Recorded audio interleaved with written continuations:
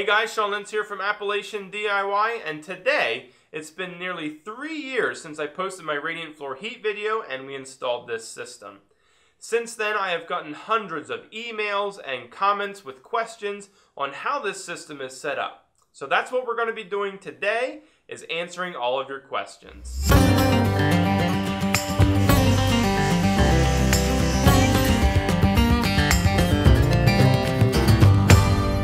Okay, our first question is from Linda Lou. Awesome and informative video. The only question I have is, how does the furnace fit into this scenario? Is it like a hot water heater or a standard furnace, or what? I understand hot water being what heats the floors, but I'm a bit lost on the furnace part. Thanks for this great video, super duper job. Linda, that is probably the most common question I have received on this system yet. And when I referred to furnace in my first video, this right here is what I was referring to. This is actually an oil-fired boiler. There is a combustion chamber on the bottom and a water tank on top, and that is where we get our hot water. So I could have probably worded that a little bit better and said boiler instead of furnace. It might have cleared up a little bit of confusion. Okay, our second question kind of piggybacks on the first. Delicam asks, instead of using your existing furnace, can you not supplement the heat with an outdoor heater? Yes, you can absolutely do that. It is a great way to heat water.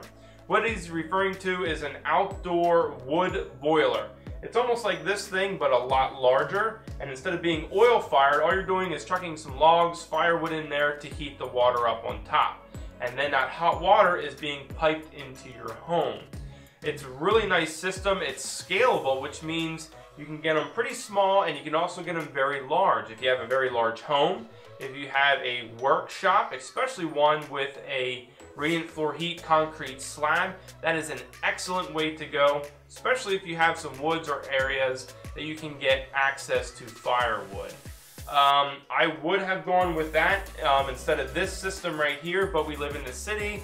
So definitely check on your ordinances and what you're allowed to have.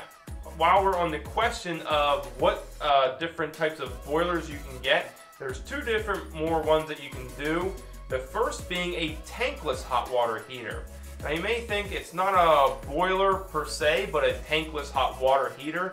That is also an excellent way to go. They can be electric and they can also be natural gas or propane. They take up a very small footprint on a wall or somewhere in a closet, and you can use that instead of a big huge boiler, especially if you don't have the basement room for it. There's also a question is if you can use a domestic hot water heater. I got a question from a guy. I definitely would be hesitant on using that. That's not what they're meant for. They're meant to heat up a large body of water, push it to you when you need a shower, hot water for dishes or whatever, then slowly over time heat that back up. You can get them in electric, you can get in gas, which maybe be a better option for you, but it's definitely not meant to heat water like a boiler is, really quick, like a tankless or a boiler system. So I would kind of stray away from that. If you do want to put it in your system just for trying it out, I would definitely like to hear how you guys did it and if it worked out for you. So post that in the comments below. Okay, so our next question is from Neil Ricchetti. So how does the manifold connect to the furnace or the hot water heater? That is what I'm confused about. What powers the water through the lines and where does that water go back into when it returns? If the answer to that is a manifold, then where does it go from there to heat back up? So we have a water circulation question and also a plumbing question. Also, PBS hashtag 007 has the same thing. Explain the connection from the boiler. It is the most important part of the setup. Okay, so what we're going to talk about first is the circulation of the water. And that is from right here. This is a taco circulation pump. That takes our return line right here, takes our cold water and pushes it back into our furnace. So this is where it heats up. Remember the combustion chamber down below and the hot water up here. This is where the water is going to get heated. So that taco pump, the circulation pump, is pushing that cold water back into our furnace, okay? It's coming out of our furnace from this is our supply side now, back out of our furnace. It comes into a expansion tank, and that just allows the system to expand and contract with the heated water. It's very important. Hot water comes up out of our furnace, and it comes over here. We have a 1-inch PEX pipe from our furnace all the way down to our supply side on our PEX manifold. So this is really hot water, okay? It comes from our PEX supply side, our branch right here, and goes out into our individual loops throughout the house, okay? So that water comes through the supply, down through our branch, goes out through the loops, and gets cooled down. On that return loop, which is right here, these are all our return lines, comes up through the back and into our return side. So this is cooled water after it has gone through the loop. It has another 1-inch PEX, and this goes back to our return side over here. Okay, so right here is our return. That's where we started from. It returns here, goes back to the taco pump. Our taco pump is pushing that cold water back into the furnace, and that is how everything is plumbed up. It is a closed loop system. So that is the plumbing aspect and how it's circulated through the furnace. Okay, our last question is from Alan Stioka or Stiosha. You should have gone into more depth in how to connect it to the boiler. We just went over that. Explain the process of how does that boiler keep those lines warm. So we'll stop there. We just explained how it circulates through, but we'll touch base on how it keeps the lines warm. So in your room, you have a thermostat, say set to 70 degrees. When it gets to a certain point, it says, hey, we need more hot water, or we need to heat the room up. So what happens is it sends a signal down to the controller. This controller tells, okay, furnace turn on, so the furnace will kick on, and also for our circulation pump also kicks on. So what happens right away when the room calls for more heat, it's going to start to push water through the entire system. Now right away it's going to be cold because it didn't heat up all the water in here, but it's only going to take about 30 seconds for this to get up to temperature and start pushing warm water through those lines.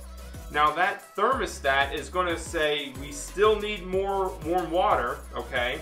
So it's going to continue to pump that hot water through the entire system until the thermostat hits its certain temperature. At that point, it's going to say, okay, we're done, and it's going to send a signal down to our controller here, and it's going to turn everything off. It's going to turn off our furnace, and it's also going to turn off the circulation pump. Now, when this fires up, all this does is get the water up to temperature. So as it's pushing the cold water through the system, this heats up the cold water. Once our water is up to temperature, this turns off. It does not fire the entire time. This circulation pump can run for half an hour, all up to an hour, or however long it needs to push that water through the system until your room warms up. So this won't run all the time, but your circulation pump will. This will push water through until your rooms are warmed up. Can you adjust the temperature of the water? Yes, you can. And that is done on your furnace itself. We have a little controller box here. I think I have mine set to like 134. That's the lowest setting I can go on my furnace. Radiant floor heat is run through at a cooler temperature than baseboard heat. I believe baseboard is set to somewhere around 180 degrees. So anywhere in between there, you can set it for that, and it's set on your furnace or whatever type, like we were mentioning before, tankless hot water heater, outdoor wood burner. That is where you're going to set the temperature there. I don't like using mixing valves because you're introducing cold water to water you already heated up and you're making it lukewarm. I don't really get that. Maybe I'm missing something, but I keep this at the lowest possible setting because I don't want to introduce cold water to water I already warmed up. I think that's kind of pointless. But again, I'm not a certified plumber, so if you have any comments on that, I would love to hear it in the section below. Can those water lines warm up your whole house if you run them in the whole house?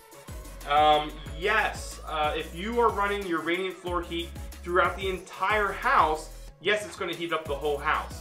Now, if you skip a room for some reason and only run it under, say, 4 of your 5 rooms in your home, like you have the ranch style, it's going to heat up those 4 rooms, and also it's going to bleed off into the heat from the house is going to bleed off into that room that you don't have radiant floor heat under, but it's not going to be the same thing. This is more like a direct heat. It's not like forced air where it's forcing air into your home and it's just circulating the air around. This is actually heating your floors and everything in your home up through the floor. So you want to run it through your whole home to keep your whole home heated.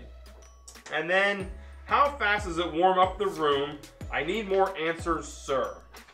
So, it all depends. If you're doing like a cold start, you left for vacation, you're coming back to your house, and it's like negative 10 degrees outside, it's going to take a while for your house to warm up. This is not a quick heat like forced air is. Forced air, you flip that thermostat on and it forces air throughout your whole house. It feels warm pretty much within half an hour probably. Radiant floor heat is not like that. It pushes it through and it warms everything in the room from the floor up.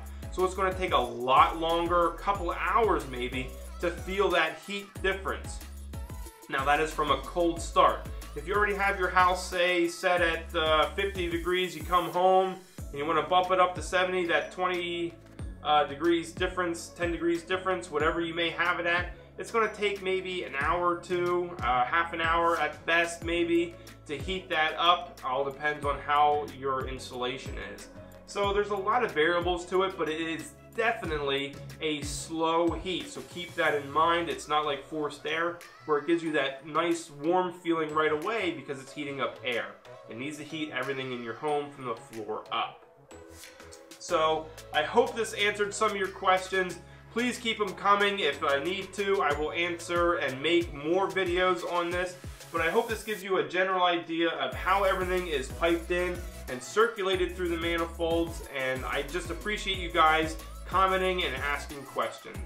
I hope you guys enjoyed this video. If you did, make sure you hit that like button, head over to Appalachian DIY and subscribe for more videos. Thanks again, guys, and I hope to see you next time.